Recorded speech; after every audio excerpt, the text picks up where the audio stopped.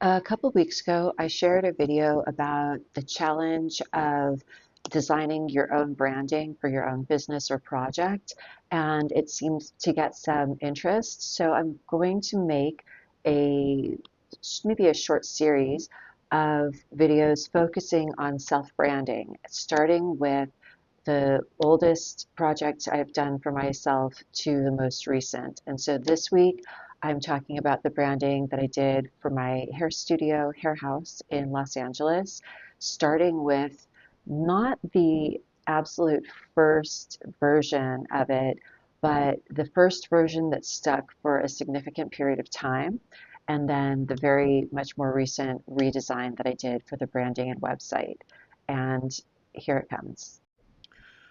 So the first website I had that stuck for a long period of time was this one here. I'm sorry, I don't have really great images of it anymore. And I ended up with this because so the typeface that I used for my name and that I also used later for a logo, that is the only thing from my absolute original website and design all the way from the beginning. I really liked the typeface, especially for a hair salon. The aesthetic I was going for initially, especially, was I really wanted to make sure that the aesthetic was not overly feminine, as a lot of salons really do that. I wanted to make sure that it was basically gender neutral and everyone would be comfortable coming to me. And so that was the first thing. The second thing was that I was really focused on presenting it as hairdressing as a craft, and the studio is a workspace rather than, once again, like a foofy hair salon. Partly because I didn't really have money to decorate my studio. I had money to like just barely furnish it and set it up.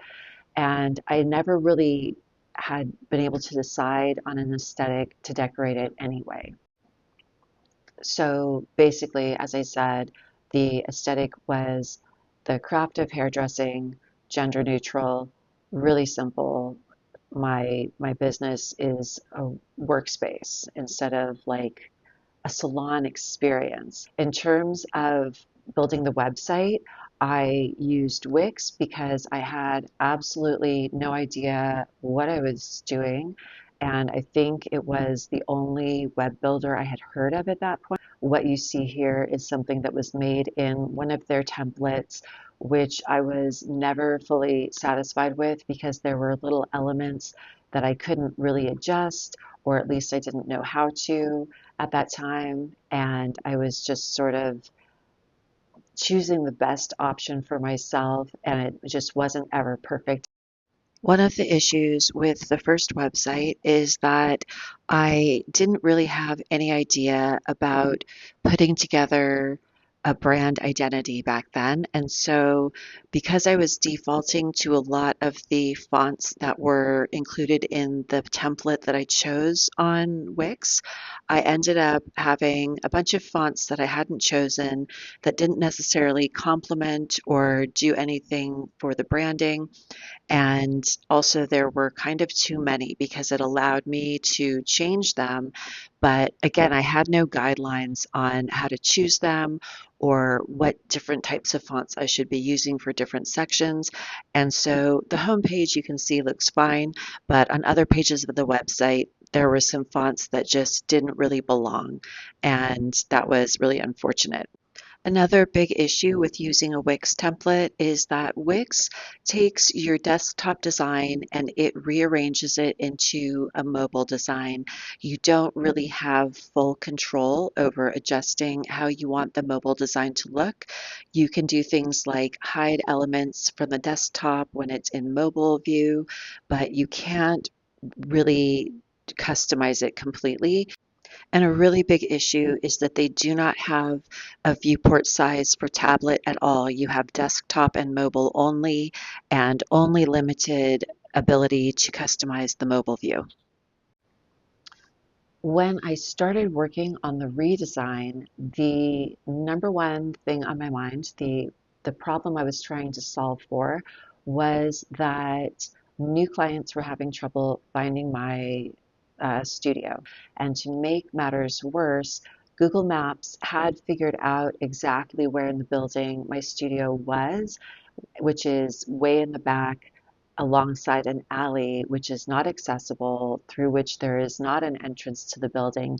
But when you ask for walking directions, that is where it was sending people, even though it was not even on the street with the address. So I wanted to work on using as many environmental context cues as possible to show people this is the building I'm in, this is the neighborhood I'm in, this is what the door looks like, this is how you find me.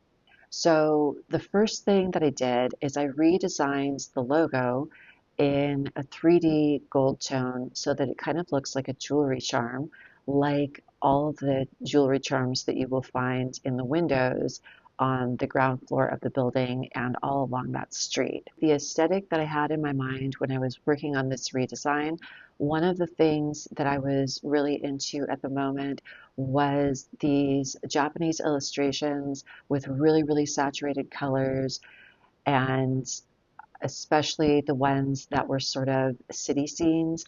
And I was thinking also about like urban sketch artists and kind of things like that. And what I wanted for the image on my homepage was that I wanted to use an image of the front of the building that my studio is in, partly because it's a really, really stunning building built in, I believe, 1924. In addition to all of these considerations, I was working on this design at the beginning of 2025 when Los Angeles was experiencing massive, massive wildfires and the early days of Trump's second presidency. So it was a very depressing time, and a lot of people felt unsafe and frightened on any number of levels. And I really thought, like, if ever there was a time to make something look extra cheerful and welcoming and light, it definitely is now. And so I just went with that aesthetic, like, really hard. The website itself, initially, when I had made any website for myself, I knew that the most important thing was that everything was easy to find. And so that has always been something that I was really good at. I understand organizing things so that they're easy to navigate and it's easy to find the information that you're looking for. So on the new website, one of the things that I wanted to do is I wanted to put all of the important pieces onto one page instead of having different pages for everything. I wanted people to be able to scroll through, see an image of a building, see some information about the business, social icons that they can click through to read reviews or look at photographs of my work. Past that, there are some photographs to give them a sense of who I am, where the studio is, and then it turns into availability and location and contact information, and again, a very clear image helping them find their way into the building. Services, there is a Book Now button at the top of the service menu, which takes you down to the booking app just below it. There's also a Book Now button on the home page at the top. Below that is my most important policy about cancellations and late arrivals, a gallery of images of my work and some quotes from reviews, and a contact form at the very bottom of the page. Everything is really simple, really obvious and straightforward. The One of the things that I wanted is that besides having buttons that jump immediately to sections that people use most, I have tons of menu anchors. So in the menu, you can choose any section that you're looking for and jump straight to that section as well. Obviously, another important convenience is that everything is clickable. So you can click to call a phone number, and you can click on the icons to access the websites, and you can click on the address and it will open Google Maps for you. If you enjoyed seeing the thought process and transformation of the branding for my private hair studio in Los Angeles, stay tuned. The next video will be about the initial branding for my design business, Rosie Keshet Creative.